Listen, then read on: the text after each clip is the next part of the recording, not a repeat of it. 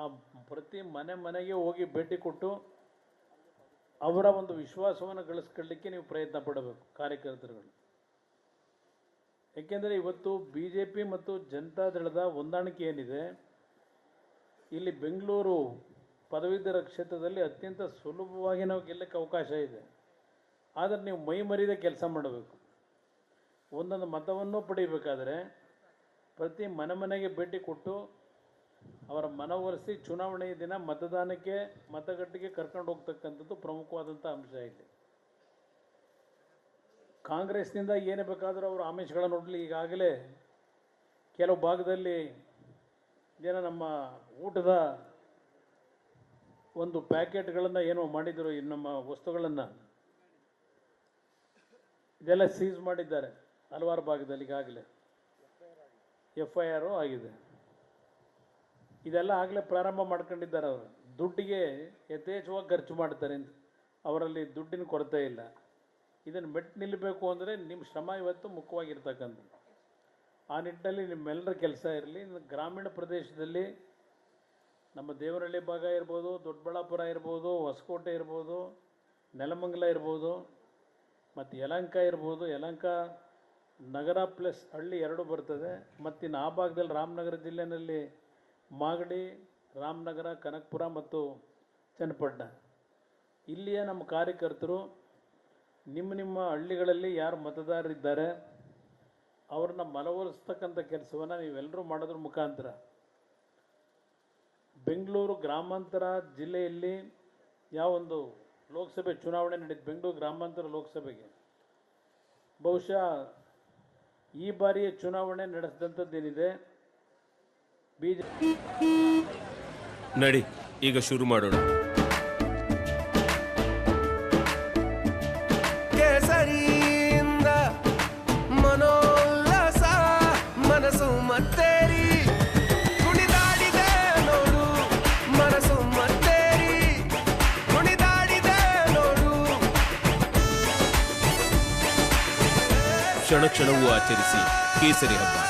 ವಿಮಲ್ ಬಾಯಲ್ಲಿ ಹೇಳಿ ಕೇಸರಿ. BJP ಮತ್ತು JDSನ ಕಾರ್ಯಕರ್ತರುಗಳು ಒಟ್ಟಾಗಿ ಸೇರಿ ಬಹುಶಃ ಒಂದು ಐತಿಹಾಸಿಕವಾದಂಥ ಫಲಿತಾಂಶವನ್ನು ತರ್ತಕ್ಕಂಥದ್ರಲ್ಲಿ ನೀವು ಯಶಸ್ಸು ಕಂಡಿದ್ದೀರಿ ಅಂತಕ್ಕಂಥ ವಿಶ್ವಾಸ ನನಗಿದೆ. ಅದೇ ಇವತ್ತು ಕಾಂಗ್ರೆಸ್ನಲ್ಲಿ ತಡಿಲಿಕ್ಕಾಗದೆ ಪಾಪ ಈಗೆಲ್ಲ ಶ್ರಮ ಪಡ್ತಿರ್ತಕ್ಕಂಥದ್ದು ನೋಡ್ತಾ ಇದ್ದೇನೆ. ಅದೇ ರೀತಿಯಲ್ಲಿ ಈ ಒಂದು ಕ್ಷೇತ್ರದಲ್ಲಿ ಆ ದೇವೇಗೌಡರನ್ನ ಆಯ್ಕೆ ಮಾಡತಕ್ಕಂಥ ವಿಷಯದಲ್ಲಿ ಅವತ್ತೇನು ಶ್ರಮ ಪಟ್ಟಿದ್ದೀರಿ ಲೋಕಸಭಾ ಚುನಾವಣೆಯ ಸಂದರ್ಭದಲ್ಲಿ, ಅದೇ ಶ್ರಮವನ್ನು ಈ ಚುನಾವಣೆಯಲ್ಲೂ ತಾವು ಹಾಕಬೇಕು ಅಂತಕ್ಕಂಥ ಹೇಳಲಿಕ್ಕೆ ಬಯಸ್ತೀನಿ. ಇವತ್ತು ಬೆಂಗಳೂರು ನಗರದ ನಾಗರಿಕರಿಗೆ ಹೇಳಬೇಕಾಗ್ತದೆ. ಹೋದ ವರ್ಷವೂ ಮಳೆ ನೋಡೋದು ಏನೋ ಬ್ರ್ಯಾಂಡ್ ಬೆಂಗಳೂರು ಅಂತೇಳಿ ಪ್ರತಿನಿತ್ಯ ಜಾಗಟೆ ಹೊಡಿತಾ ಇದ್ದಾರೆ. ಯಾವ ಬ್ರ್ಯಾಂಡ್ ಬೆಂಗಳೂರು ಮಾಡಿದ್ದಾರೋ ಗೊತ್ತಿಲ್ಲ. ಈಗ ಇನ್ನೂ ಗ್ರೇಟ್ ಲೂಟಿ ಬೆಂಗಳೂರು ಈಗ ಇನ್ನೂ ಕಳೆದ ವಾರ 2-3 ದಿವಸದ ಮಳೆನಲ್ಲೇ ಬೆಂಗಳೂರು ನಗರದ ನಾಗರಿಕರು ಅನುಭವಿಸಿರ್ತಕ್ಕಂಥ ಒಂದು ಪರಿಸ್ಥಿತಿಗಳು. ಕೆಲವು ಭಾಗದಲ್ಲಿ ಮನೆ ಖಾಲಿ ಮಾಡಿ ಹೋಟ್ಲುಗಳಲ್ಲಿ ಹೋಗಿ ವಾಸ ಮಾಡ್ತಾ ಇದ್ದಾರೆ. ಕೆಲವು ಭಾಗದಲ್ಲಿ ನೋಡ್ತಾ ಇದ್ದೀರಿ 20-30 ಮನೆಗಳಿಗೆ ನೀರು ತುಂಬಿಕೊಂಡಾದಂಥ ಘಟನೆಗಳೇನಿದೆ. ಇವ್ರಿಗೆ ಇನ್ನೂ ಎಷ್ಟು ವರ್ಷ ಬೇಕು ಇದೆಲ್ಲವನ್ನು ಸರಿಪಡಿಸ್ಕೊಳ್ಳಿಕ್ಕೆ?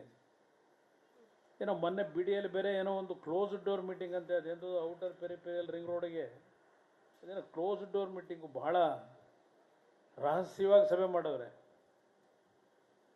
ನಾನು ಪತ್ರಿಕೆಯಲ್ಲಿ ಗಮನಿಸ್ತಾ ಇದ್ದೆ. ಬೆಂಗಳೂರಿಗೆ ಇವರು ಈ ಒಂದು ವರ್ಷದಲ್ಲಿ ಕೊಟ್ಟಂಥ ಕೊಡುಗೆ ಏನು, ಇದೆಲ್ಲವನ್ನು ನಿಮ್ಮ ಭಾಗದಲ್ಲಿ ಜನರಿಗೆ ತಿಳಿಸ್ಬೇಕಾಗ್ತದೆ ಮತದಾರರಿಗೆ. ಏಕೆಂದರೆ ಇಲ್ಲಿ ಯಾವೊಂದು ಪ್ರಜ್ಞಾವಂತ ಮತದಾರರಿದ್ದಾರೆ ಈ ಚುನಾವಣೆಯಲ್ಲಿ ಮತ ಹಾಕ್ತಕ್ಕಂಥವರು, ಅವರಿಗೆ ಈ ಒಂದು ರಾಜ್ಯದಲ್ಲಿ ಈ ಸರ್ಕಾರ ಬಂದ ನಂತರ ಯಾವ ರೀತಿ ಇವತ್ತು ಕೆಲಸಗಳು ನಡೀತಿದೆ, ಎಲ್ಲಿ ಬೆಂಗಳೂರು ನಗರದಲ್ಲಿ ಒಂದೇ ಒಂದು ಹೊಸ ಕೆಲಸ ನೋಡ್ಲಿಕ್ಕೆ ಸಾಧ್ಯ ಆಗಿಲ್ಲ ನಾವು ಈ ಸರ್ಕಾರ ಬಂದ ಮೇಲೆ. ಅದಷ್ಟೇ ಅಲ್ಲ, ರಾಜ್ಯದಲ್ಲೇ ಇಲ್ಲ. ಈಗ ಗ್ಯಾರಂಟಿ ಕೆಲಸದಲ್ಲಿ ಇವತ್ತು ಯಾವುದೋ ಪತ್ರಿಕೆಯಲ್ಲಿ ನೋಡ್ತಾ ಇದ್ದೆ ನಾನು, 170 ರೂಪಾಯಿ ಕೊಡಬೇಕಲ್ಲ, ಅಕ್ಕಿ ಕೂಡ ಯೋಗ್ಯತೆ ಇಲ್ಲದೆ ಇವಕ್ಕೆ. ಈಗ 5 kg ಅಕ್ಕಿ ನರೇಂದ್ರ ಮೋದಿಯವರ ನಾಯಕತ್ವದಲ್ಲಿ ಕೇಂದ್ರ ಸರ್ಕಾರ ಕೊಡ್ತಾ ಇದ್ದಾರೆ. ಇನ್ನು 5 kg ಅಕ್ಕಿ ಪ್ರಾಮಿಸ್ ಮಾಡಿದ್ರಲ್ಲ. ಕಳೆದ 2-3 ತಿಂಗಳಾಗಿದೆ 170 ರೂಪಾಯಿನ ಏನು ಕೊಡಬೇಕಾಗಿದೆ ಇವರೇ ಮಾತು ಕೊಟ್ಟಿದ್ದಾರೆ. ಆ ಒಂದು ಪಡಿತರ ಅಕ್ಕಿಯನ್ನು ಕೊಡಲಿಕ್ಕಾಗದೆ 170 ರೂಪಾಯಿ ಕೊಡ್ತೀವಿ ಅಂತ ಏನು ಘೋಷಣೆ ಮಾಡಿದ್ರು, ಈ 3 ತಿಂಗಳಿಂದ ಹಣ ಕೊಟ್ಟಿಲ್ಲ. ಯಾವುದೇ ಕುಟುಂಬಗಳಿಗೆ ಹಣ ಕೊಟ್ಟಿಲ್ಲ. ಇವತ್ತು ಬೆಳಗ್ಗೆ ಪತ್ರಿಕೆಯಲ್ಲಿದೆ. ಇನ್ನು ಹಾಲು ಉತ್ಪಾದಕರದಂತೂ ಕೇಳಲೇಬೇಡಿ, ಹೆಚ್ಚು ಕಡಿಮೆ 800-1000 ಕೋಟಿ ಆಗಿರಬೇಕೀಗ. ಇನ್ನು ಬಿತ್ತನೆ